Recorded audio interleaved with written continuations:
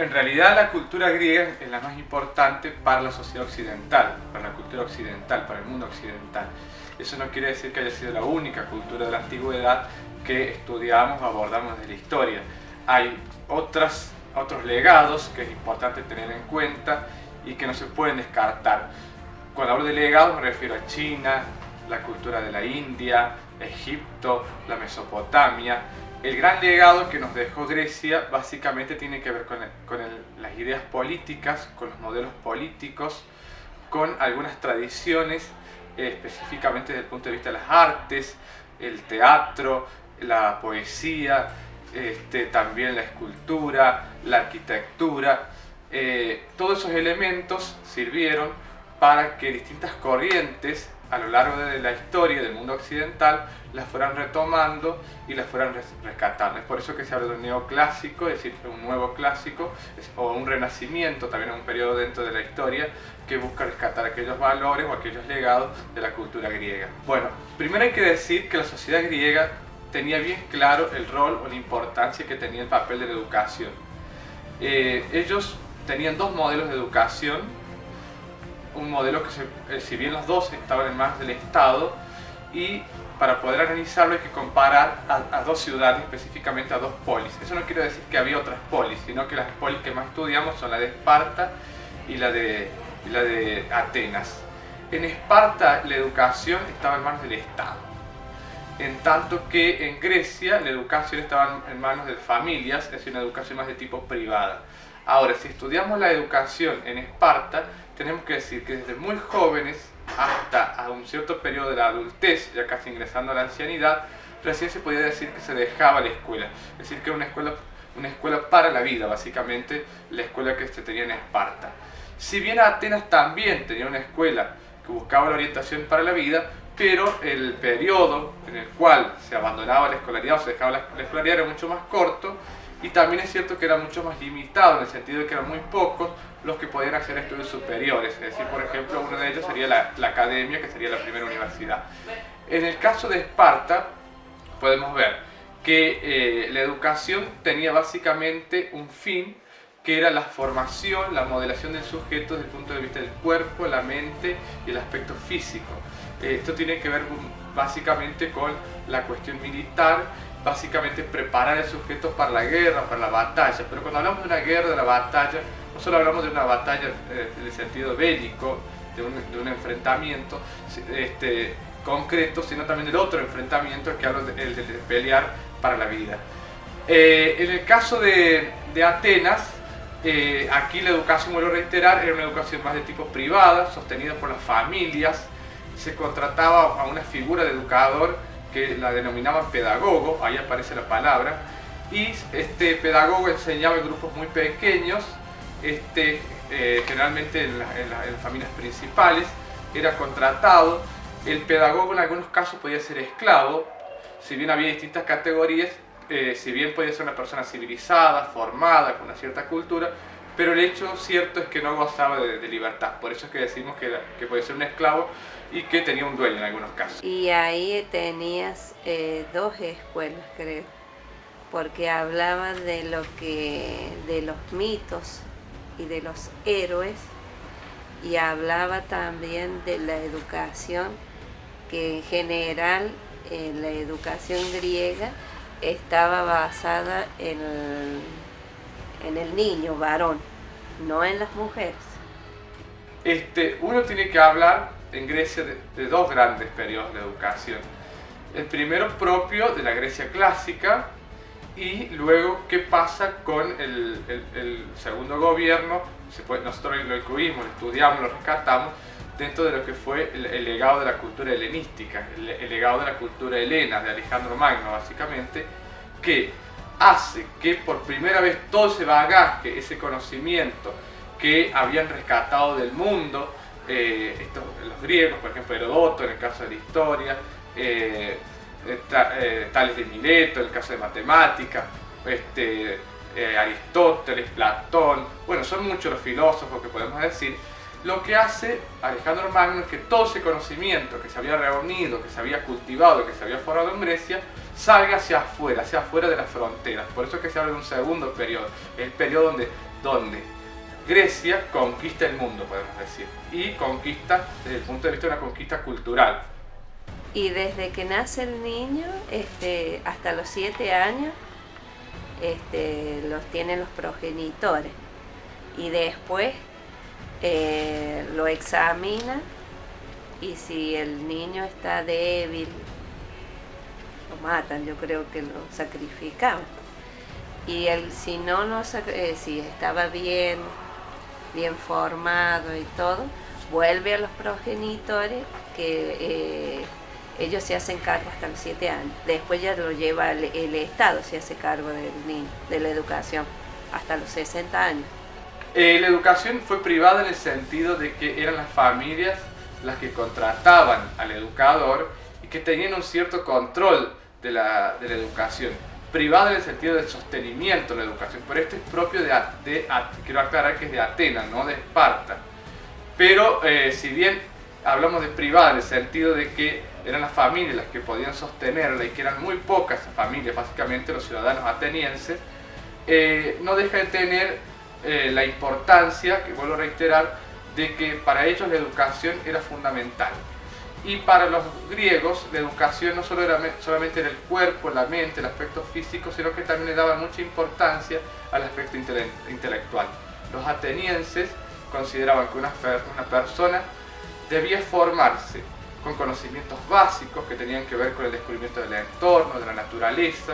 Luego le dan un segundo significado, que es el lugar del hombre dentro de esa naturaleza, qué lugar ocupa, para qué vino a este mundo, hacia dónde va en este mundo, cuál es el camino y el rol, pero también le buscan complementar con las artes. Es ahí cuando incluyen la poesía, el teatro, la escultura, como una forma de una concepción mucho más integral de la educación. Porque me parece a mí que era privada, porque era el Estado el que se encargaba de inculcarle al niño los deberes, la obediencia que tenía que hacer, pero estaba más regida a lo que era el guerrero, porque él estaba preparado para la guerra, pero en sí estaba con todos sus hábitos y disciplina, la música y el arte. Donde también aprendían creo que aprendían mitos de héroes y y en la música tenían, creo que había no me acuerdo el nombre que tenía, que era como si fuera el tutor del alumno ese. Entonces él era el encargado de darle la educación al niño, tanto en la música como en el arte. Claro, que era como un profesor. Pero también lo podía castigar. Hasta castigos corporales le daba al niño. Yo creo que tendría que ser así. En la actualidad yo creo que la educación se tendría que volver, porque bueno, como los chicos ahora no quieren estudiar, tendría que haber algo así para que pudieran volver a estudiar, porque no es una disciplina, sino que es algo como una obligación que tenían ellos al tutor, vendría a ser, de darle la educación que ellos merecían. Pero ellos, me parece a mí, que estaban más orientados a lo que era el guerrero en esa época, porque ellos tenían que tener eso. Bueno, podemos decir que un niño ingresaba muy joven. En el caso de Esparta, a los 7 años, tanto varones como mujeres, no había si bien el concepto de sexo era muy importante, pero en el caso de la educación ambos debían ingresar y ambos debían estar preparados, en el caso de las mujeres, no solo para la vida, sino también para enfrentarse, para dar vida, en el sentido de cómo debía prepararse una mujer desde el punto de vista del cuerpo para la vida futura, ¿no?, que llegara a engendrar. Decimos que a partir de los 7, luego había una etapa donde, rondando los 30 años, se decía que alcanzaba la civilización, la categoría de ciudadano, es decir, el sujeto ya podía participar en la vida política. A partir de los 30, más o menos adquiría la condición de ciudadano. Es decir, el momento que egresaba de este sistema educativo, podía participar en la vida política. Cuando hablamos de la vida política, nos referimos a que podía participar en un debate, podía ir a una asamblea, podía postular ideas, proyectos y podía votar. Lo que no podía era acceder a un cargo público. Si bien eso no significaba bajo ningún concepto que abandonara la educación, porque estos ciudadanos podían seguir formándose en centros, en determinadas familias que armaban espacios y se reunían y seguían debatiendo. Y desde el punto de vista de lo privado, pero si vamos a lo público, si vemos que era el teatro, que era el anfiteatro, si vemos todo el entorno, donde se manifestaban los problemas, donde se manifestaban las ideas, los proyectos, y si vemos la asamblea, también vamos a decir que eran lugares donde también se educaba.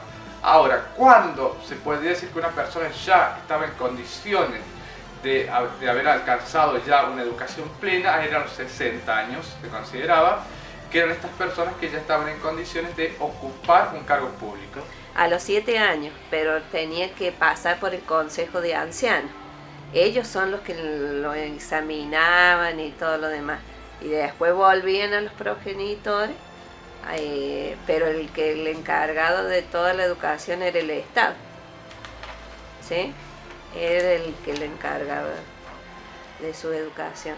Si hablamos de los tipos de enseñanza, tanto de Esparta y de Atenas, si bien la de Esparta era estadual, sostenida por el Estado, y la otra era más privada, tenemos que decir que en cuanto a los métodos, la de Esparta era mucho más rigurosa, era mucho más controlada, se tenía mucho en cuenta el disciplinamiento del sujeto, y en tanto que la educación en Atenas era mucho más liberal, podemos decir, mucho más abierta y no tan represiva como en el caso de Esparta. Por eso es que aquí se daba lugar a otras manifestaciones, por ejemplo la expresión a través de la música, a través de la literatura, a través de la poesía, en tanto que en la educación espartana estaba bien delimitado que todas las personas deberían estar bajo un mismo estatus. Se buscaba un disciplinamiento básicamente donde los valores de orden, de jerarquía debían estar bien delimitados, y se buscaba el orden, la perfección, con el fin de que en el momento que hubiere un ataque o que se expusiera esa polis ante un ejército enemigo, no solo se estuviera preparado desde el punto de vista mental, sino también desde el punto de vista físico. Ellos le daban mucha importancia a la experiencia, pero la experiencia básicamente práctica, en tanto que la de Atenas era mucho más liberal, se puede decir. Eso no significaba que las familias no dejaran de tener control, pero daba lugar a otras expresiones. Eso es lo que puedo decir sintéticamente. Como ellos ya cuando a cierta edad ya estaban listos, es como si ellos ya estaban preparados para la guerra. Por eso hasta cierta edad, pasando debe ser los 18, 20 años, ellos ya estaban listos para ingresar o formar un ejército y ir a la batalla, a la guerra. O sea que en las escuelas también les enseñaban un poco de armamentos y demás. Exacto, y le enseñaban a robar también, porque he leído que también les enseñaban, por ejemplo, cuando tenían hambre, tenían que ir a cazar y robar para comer, porque a veces no tenían que comer y el tutor, digamos, le decía lo que tenía que hacer. También se dedicaban a eso. Bueno, ¿qué se hacía una vez finalizados los estudios? Es una pregunta medio, yo diría que en la sociedad griega, decir qué se hacía, no había un estado de jubilación. La persona entendía que la educación era parte de la vida y que debía educarse a lo largo de toda su vida. Eran muy pocos los que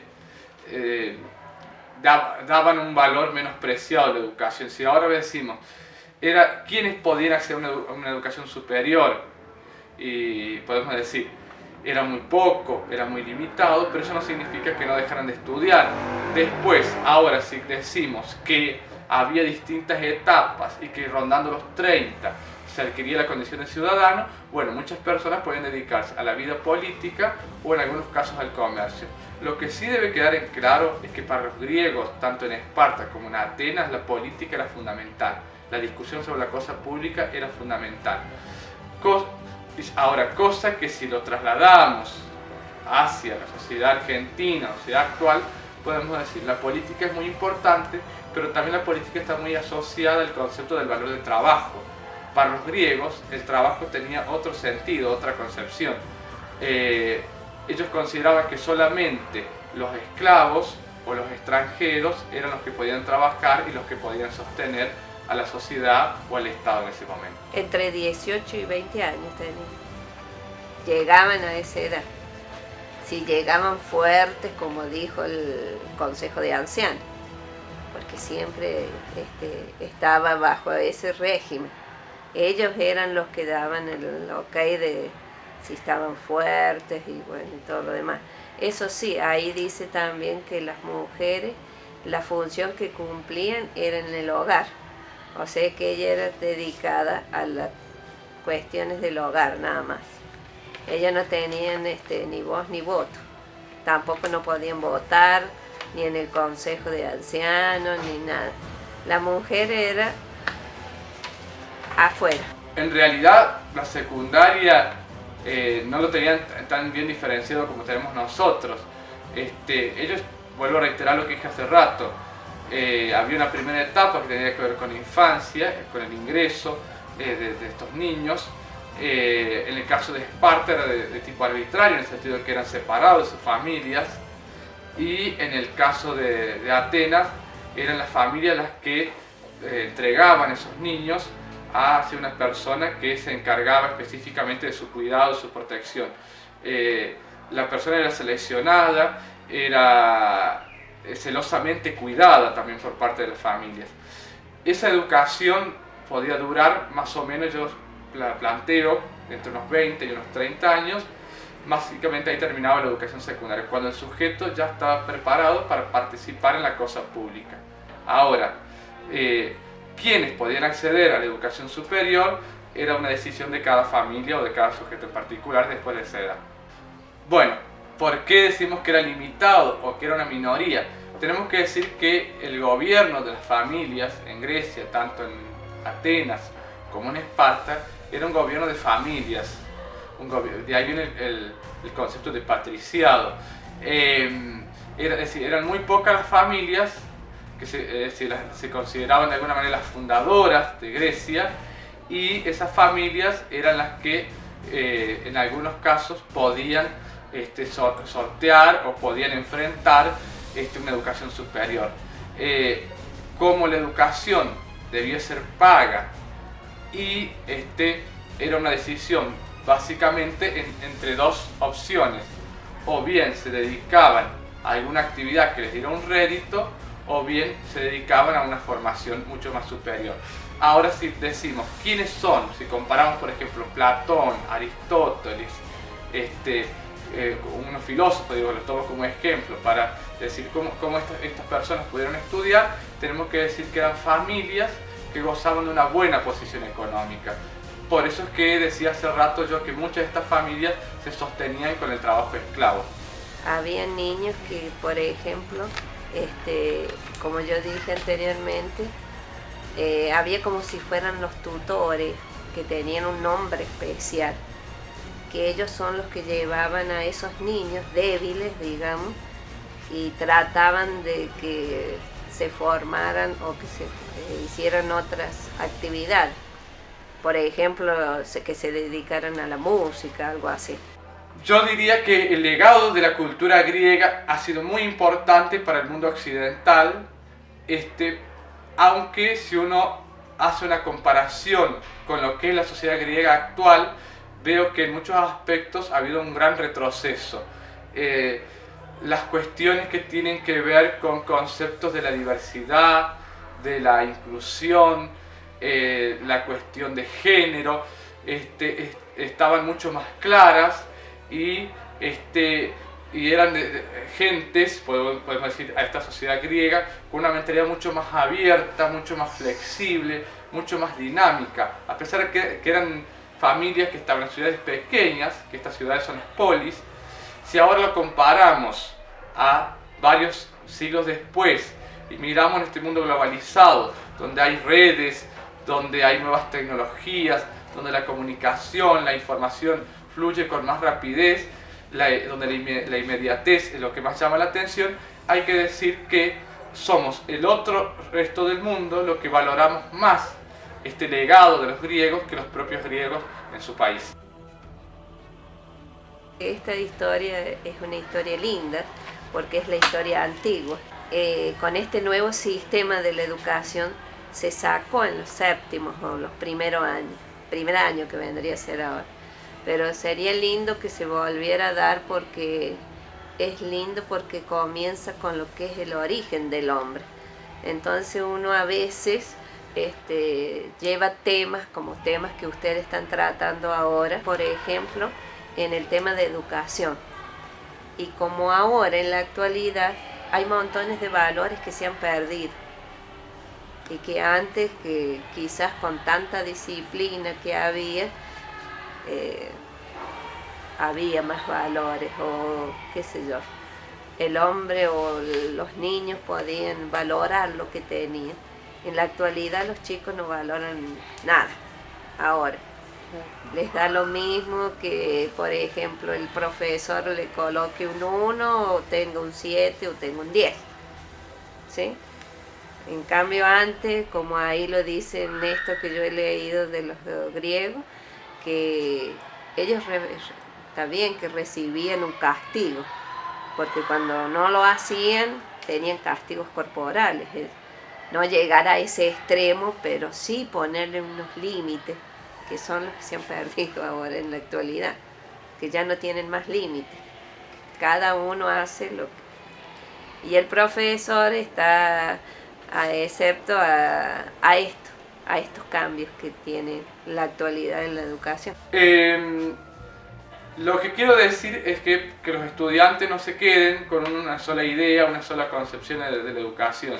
Si bien los valores, los legados que han dejado la cultura griega son muy importantes, pero hay otras concepciones que yo abordo desde mis disciplinas que tienen que ver con el cuidado de la tierra, el cuidado del agua, el cuidado del ecosistema, del medio ambiente, que también son otros aspectos interesantísimos para trabajar en las escuelas y que son legados de otras civilizaciones que por supuesto no dejamos de desconocer.